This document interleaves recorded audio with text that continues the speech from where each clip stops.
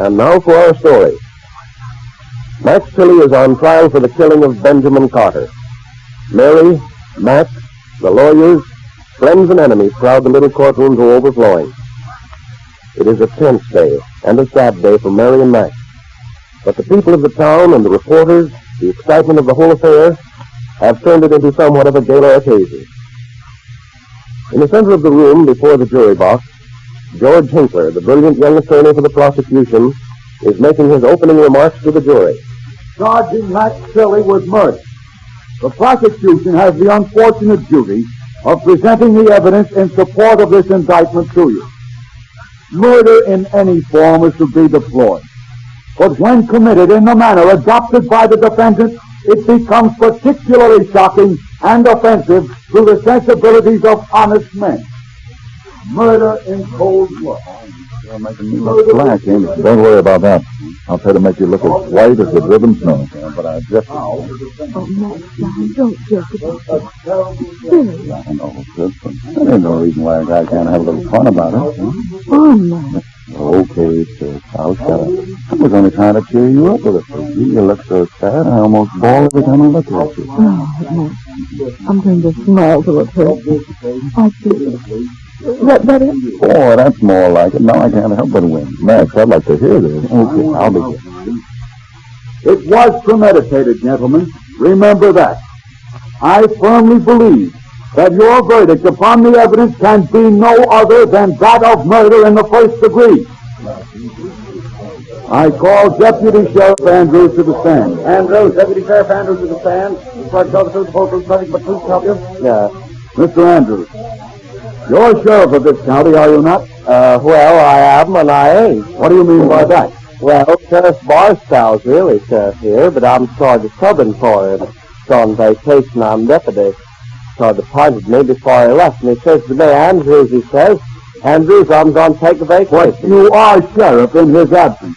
Is that right? Well, I guess you could call it that, but I call it deputy. Will you tell us what happened on the night of June 10th? The night Benjamin Carter was found dead? Well, I'll do my best. I was sitting in the jailhouse by myself playing solitaire. What time was that? Oh, I'd say about 7:30 or thereabouts. Can you tell us exactly? Well, I ought to be able to tell, but I can't. Got one of them dollar watches and never keeps time exactly. You say it was about 7:30. Yeah, must have been. I ate my supper about an hour before, and I always eat at 6:30. What happened at 7:30? What happened? Well, Max walked into the jailhouse as big as life carrying a pistol in his hand and says to me, I just killed Benjamin Carter. Well, you could have knocked me over with the Sanders Bank. I was that surprised. What did you do then? What did I do? Well, I didn't believe him, but finally he convinced me and I took the pistol from him and... Just a moment. While I show you a pistol and ask you to identify it. Is this the gun that you took from Max Tilly? Yep, that's the one. A very neat little .32 caliber. I ask that this pistol be admitted in evidence. Have you any objections, Mr. Clinton? No objections, Your Honor. It may be marked in evidence. Proceed. Andrews, what did you do then? Well, he felt like talking, so I took his confession. I show you a piece of paper with Max Tilly's signature at the bottom. Can you identify it? Yep, that's the confession, all right. That's his signature and witness. I ask that this be admitted in evidence, Your Honor. No objection. It may be admitted in evidence. I shall now read from the confession. That won't be necessary, Mr. Hinkler. The defense concedes that the confession is true. Thank you, Mr. Clinton. That saves a lot of time. Anything to oblige, Mr. Hinkler? Continue with your witness, Mr. Hinkler.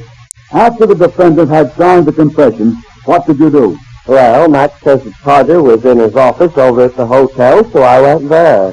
And did you find everything exactly as the defendant had stated it? Well, no. When I got there, I had to get Miss Cole, who's the clerk in the hotel, to let me in the room. It was locked. The door of the room was locked? Yes, sir. Miss had to get the passkey and unlock it. Did that seem strange to you? Well, I couldn't figure it out. Max had told me that he hadn't locked the door. They've just come away. They've started to be in kind of a daze. I see. And what did you find upon entering the room? I found Benjamin Carter laying on his face behind the desk and a big bullet hole in his back. What was the condition of the room? Oh, just about same as usually. I would guess nothing looked out of order except for a chair that got overturned right next to where Carter was laying. Did you think that this was strange? Oh, yep, I did, because it didn't agree with Max's confession. In what respect didn't it agree? Well, Max told me that him and Carter had quite a tussle there before he shot him. But the room didn't look upset like as though there had been a fight. Then it was obvious to you that the defendant must have been lying. Objection, Your Honor. Sustained. You'll have to rephrase that question, Mr. Hinckley. All right. Mr. Andrews, did you notice any discrepancies between what you observed and what Max Tilley confessed to? Come again? Didn't you note that the story the defendant told you and what you found to be different? Well, I said to myself, Answer yes or no. Yes, it was different. That's all. You may cross-examine. Mr. Andrews, how long have you known Max Tilley? Several years. Have you known him well? Oh, yes. Many's the game of pinochle I've played with him. What kind of a man is he? One of the best. Isn't it true that when Max Tilley came to you and confessed the accidental killing of Benjamin Carter, you couldn't believe him? I couldn't hardly believe it. That's the fact. He wouldn't do things like that. And isn't it true that you went out to secure the services of a stenographer in order to take Max's confession, leaving the defendant all alone in your office, without guard? Well, somebody had to go for one. I couldn't ask him to go. Then you trusted him so much that you left him all alone in your office, and you found him there when you came back. Yes, he was sitting there, kind of looking sad, with far away look in his eyes, saying, I don't care about what happens to me, but what have I done to Mary? Now, Mr. Andrews, isn't it altogether possible that some other person came into Carter's office right after the shooting, cleaned it up, and went away, locking the door? Well, I guess so. Thank you, Sheriff Andrews. You may step down. Just a moment, Mr. Andrews. I have just one more question to ask you. Well, go right ahead. That's what I'm here for. Did you know anything about this feud that had been going on between the defendant and Benjamin Carter? Well, yes, the whole town knew about it. Do you know of anybody else in town who might go so far as to falsify evidence in order to make Max Tilley suffer for a crime he did not commit? Well, no, I don't. Thank you, Mr. Andrews. That's all. Call your next witness. I call Miss Cole to the stand. Miss Cole to the stand. Nothing but the truth, help him? I do.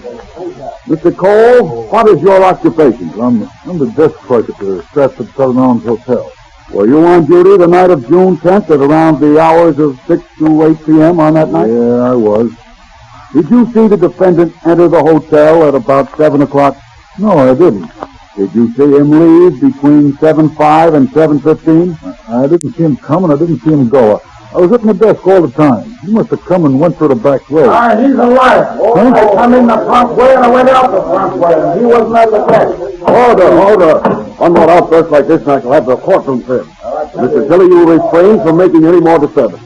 Continue. That's a lie. Mr. Cole, when did you know that Mr. Carter had been killed? When Andrews came around and told me about it. I went up to the office with him, and we found the bodies. You've heard Mr. Andrews testify that the door was locked, and the room in good order except for an overturned chair. Is that what you saw, too? Yeah, exactly. Everything he said is just how it was. Thank you. You may cross-examine.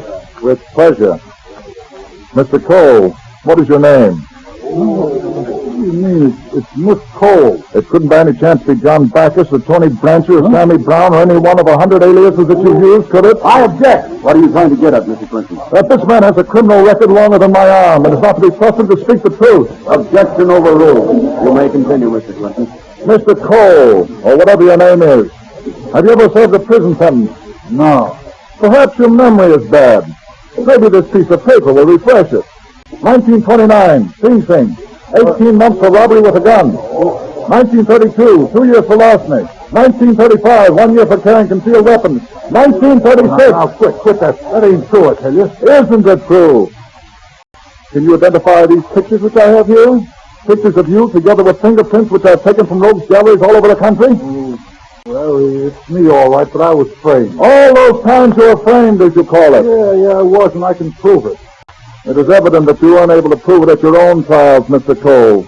And we're too busy here to listen to you. Well, I was trained to tell you. Will you continue with the cross-examination? Yes, Your Honor. On the night in question, were you in the lobby? Oh, I answered that one before. Oh, yes, so you did. I thought perhaps you might want to alter your statement. I was in the lobby. Did you hear any noise? No, I didn't. Are you sure? Not even the shot? Tell you, I didn't hear nothing. I didn't see nothing until Andrews came in and told me. Your Honor, it is useless for me to cross-examine this witness. He wouldn't know how to tell the truth if he tried. I object to the defense counsel's last remark and ask that it be stricken from the record. So I'm inclined to agree with Mr. Clinton about Mr. Cole's qualifications as a witness. I must ask you, Mr. Clinton, to confine your remarks to the facts of the case before us.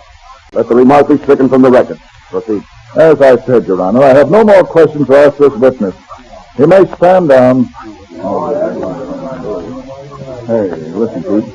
How's it going, huh? Well, one never knows what will happen. This is only the first stage. I call Dr. John Benson to the stand. Doc Benson? Say, what's he doing there? I thought he was going to be fighting on my side. What is Dr. Benson doing as a witness for the prosecution? Does this mean that Benson is against Mac? Listen Monday for further exciting developments in the life of Mary Sothern as Mac fights for his life. Your host, Heinz Honey and Almond Cream.